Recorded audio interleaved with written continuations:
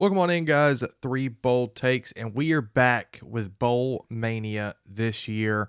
We do this every single year. Link is in the description to join. Winner will receive a free Champions Three Bold Takes t-shirt courtesy of the guys over here at Three Bold Takes. But before we get into it, we are sponsored by SeatGeek, so use our discount code 3BoldTakes at checkout to get $20 off your first purchase. We are looking to go to a couple of bowl games. We will definitely be using SeatGeeks. You guys should too. It'll show you what's a good deal, what's a bad deal, and should save you a little bit of money off the top. Welcome on in, guys. The SRS distribution, and for short, the Las Vegas Bowl. We got USC at 6-6 on December 27th, facing off against the Texas A&M Aggies at 8-4. The nastiest of all nasty. Have you guys seen that new a celebration? They're like that, like to mention that it stinks. Like that's what I've seen football players do. No? Okay. Anyway, that's what I want to do to this game because it's a 9:30 p.m. kick. Guys, man, they did away with the Pac-12, but not the Pac-12 after dark. I'll tell you that. The over-under in this one is 51.5, and Texas A&M is favored at 3 currently. Freddie, we'll go to you first, brother. What are you feeling? Well, first off, I just want to mention this. Texas A&M 8-4 yet again. That's just who they are, right? Like, and the thing is, they were one game away from an SEC title appearance, They and were. they go 8-4. Like, it doesn't matter who the coach is. They're going 8-4. Not next year, I don't think, but this year 8-4, running joke.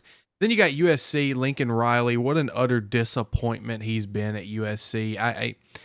Me and Quinn were talking about it off camera. That first year, it was his shot. You lose in the Pac-12 title and then get beat by Tulane. Like, you had the chance. You had the Heisman Trophy winner. And now you got a quarterback that's transferred out. That's how bad things have gotten to USC.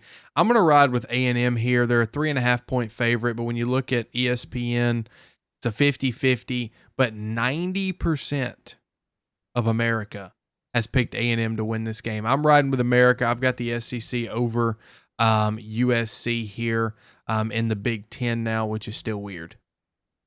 Yeah, I think when you see that 90% of America is taking Texas A&M, you got to think to yourself, why is that? Because these teams do look relatively equal on paper, and the answer is simple.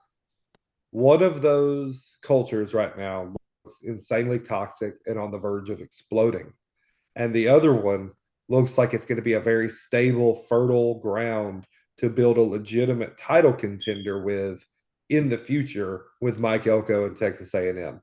And that is the reason I think 90% have chosen the Aggies in this game. And I'm joining right along with them because I trust way more in a Mike Elko led group in a bowl game to build for 2025 than I do a Lincoln Riley USC team. So give me the Aggies to handle business. Yeah, pull out the brooms. We're going sweep here. I've never really been a huge fan of Lincoln Riley, but the one thing I was always going to give him respect for was the way he built up quarterbacks and developed them into great players, kind of like Dan Mullen early on. But since he's gotten to USC, he's done a lot of nothing. Caleb Williams came with him from Oklahoma, but the guys he's recruited at the quarterback position to play offense and to hold the reins has not come to fruition. Malachi Nelson, the number one, I think, quarterback in his class, transferred to Boise State. Now he's transferring to even lower than Group of Five somewhere. You got Miller Moss, who just transferred out to Louisville. So you're not only not doing well on the defensive side of the ball, your offense and your bread and butter of building quarterbacks to make them the focal point of your offense is not there anymore. I think Lincoln Riley is very close to on his way out of USC and coaching probably a high-end Group of Five or a very low-end Power Four team to really maximize his chances to get back into a good place again. I'm going to go Texas A&M. I love what Reed has done this year at Texas A&M, filling in for Weidman.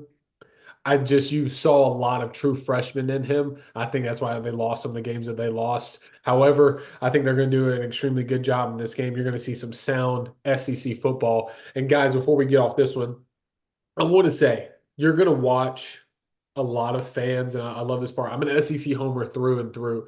You're going to watch a lot of fans look at a lot of the SEC games, your Arkansas games, your Vandy games, your the lower end SEC teams that made it to the bowl game, and say, oh, they lost to an ACC team, they lost to a Big 12 team. Oh, the SEC sucks in both seasons. This is the game you want to put your handprints on.